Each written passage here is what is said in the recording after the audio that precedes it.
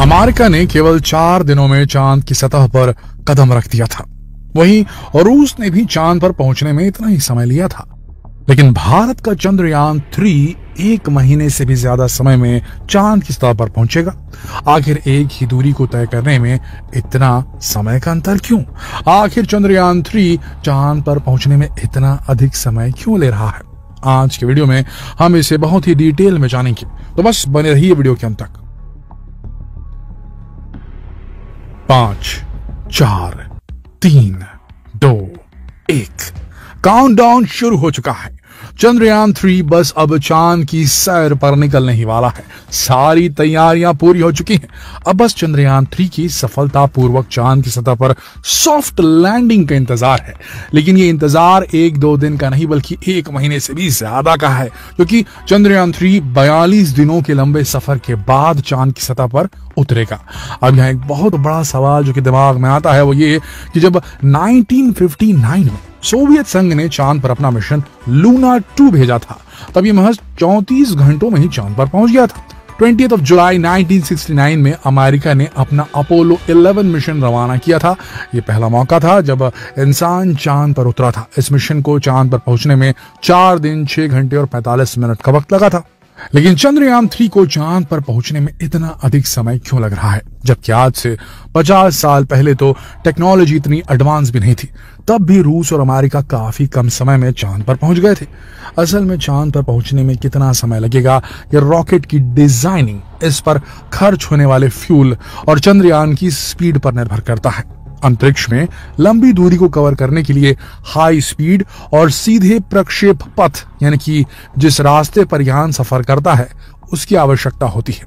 Apollo 11 के लिए NASA ने एक super heavy lift launcher Saturn 5 rocket का उपयोग किया था। यह रॉकेट प्रति घंटे 39,000 किलोमीटर से अधिक की यात्रा करने में सक्षम था। रॉकेट के शक्तिशाली इंजन ने सिर्फ 4 दिनों में अपोलो 11 को 3.8 लाख किलोमीटर दूर चांद तक पहुंचा दिया था। हालांकि 1969 में अपोलो मिशन के लिए नासा ने 1300 करोड़ रुपए खर्च किए थे, यानी कि आज के समय के हिसाब से 8500 करोड़ से भी ज्यादा।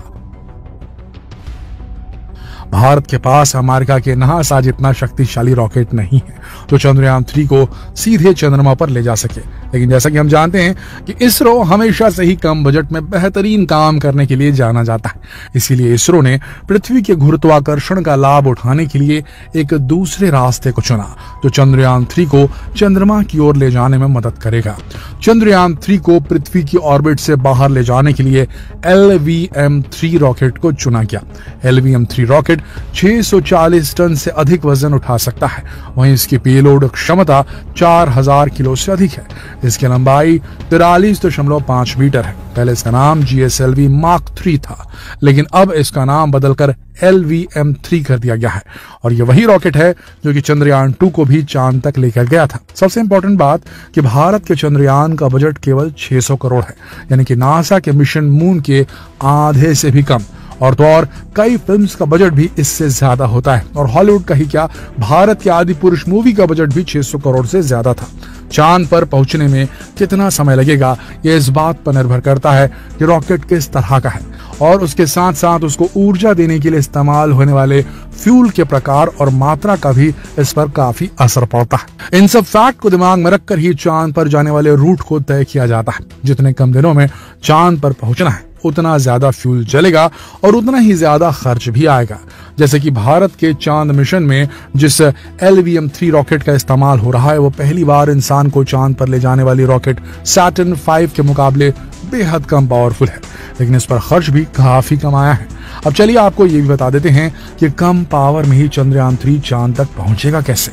कम शक्तिशाली और छोटे रॉकेट चांद तक पहुंचने के लिए चांद और पृथ्वी दोनों के गुरुत्वाकर्षणीय खिंचाव का इस्तेमाल करते हैं।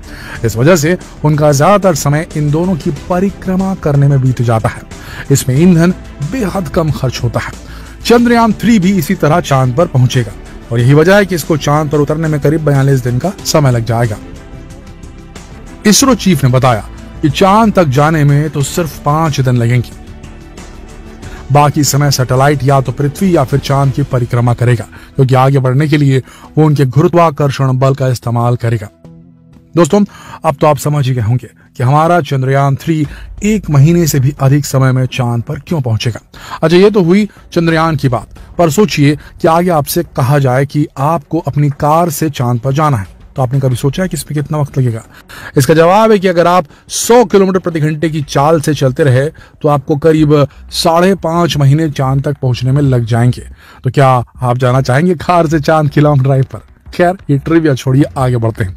चंद्रयान 3 14 जुलाई को दोपहर 2:35 पर श्रीहरिकोटा केंद्र से उड़ान भरेगा, यानी कि आज। और अगर सब कुछ योजना के अनुसार हुआ तो 23 या 24 अगस्त को चंद्रमा पर उतरेगा।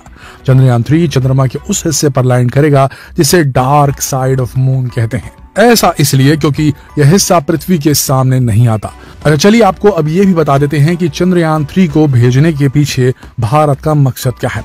इस मिशन का सबसे पहला मकसद चंद्रमा की सतह पर सुरक्षित और सॉफ्ट लैंडिंग करना है, ताकि हम दुनिया में अपने आप को साबित कर सके।